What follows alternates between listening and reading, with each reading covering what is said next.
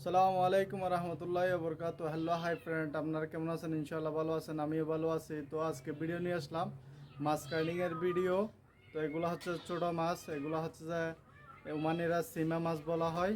তো এগুলা মাছকে সামাদ বলা হয় ওমানিরা, তো বাংলাদেশে এগুলাকে নাইল্লা মাছ বলা হয়। তো আপনাদেরকে কাটিংয়ের ভিডিওটা, মাছ কাটিংয়ের ভিডিওটা দেখানোর জন্য চেষ্টা করব। মূল ভিডিওতে চলে যাচ্ছি। তো দর্শক ভাইরা দেখতেছেন, এগুলাকে সিমা মাছ বলা হয় ওমানিরা। তারপরে ওমানিরা মাছকে সামাদ বলা হয়। তো আমাদের দেশে হচ্ছে যে বাংলাদেশের নাইল্লা মাছ বলা হয় এগুলাকে। তো এগুলা কাটবো, আপনাদেরকে দেখানোর জন্য চেষ্টা করব। তো দেখতেছেন, চাকু নিছি, মোরাব্বা নিছি, ডেক নিছি। তো দর্শক ভাইরা দেখতেছেন, মাছ কাটিং করতেছি হালকা করে, হালকা হালকা আমিষ আছে, আমিষগুলো ফেলাইতে হবে। তো এগুলা যেহেতু ছোটো মাছ, লেজটা কেটে দেবো। লেজটা কাটার পর হচ্ছে যে মাথাটা ডাইরেক্ট কেটে নেব। দেখতেছেন, এগুলা ফ্রাই করলে অনেক ভালো, অনেক টেস্টি লাগে ফ্রাই করলে। তো আমরা ফ্রাইও খাবো, ঝোল করিও রান্না করব।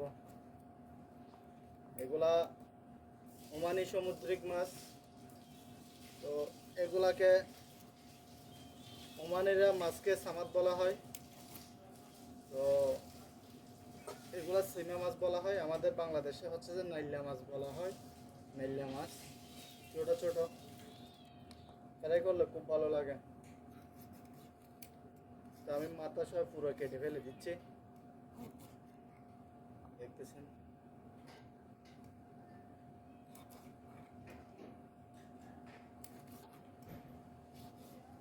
পেট সহ মাথাটা একদম কেটে ফেলে দিচ্ছি।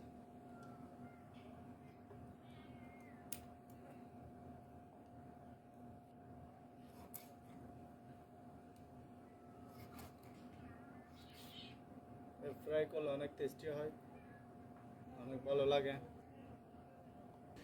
তো দেখতেছেন, মাছগুলো হচ্ছে যে এক এক রিয়েল দিয়ে 4 কিলো আনছি, যে বিলার জন্য আনছি, এখন বড় বিলাইও খাবে।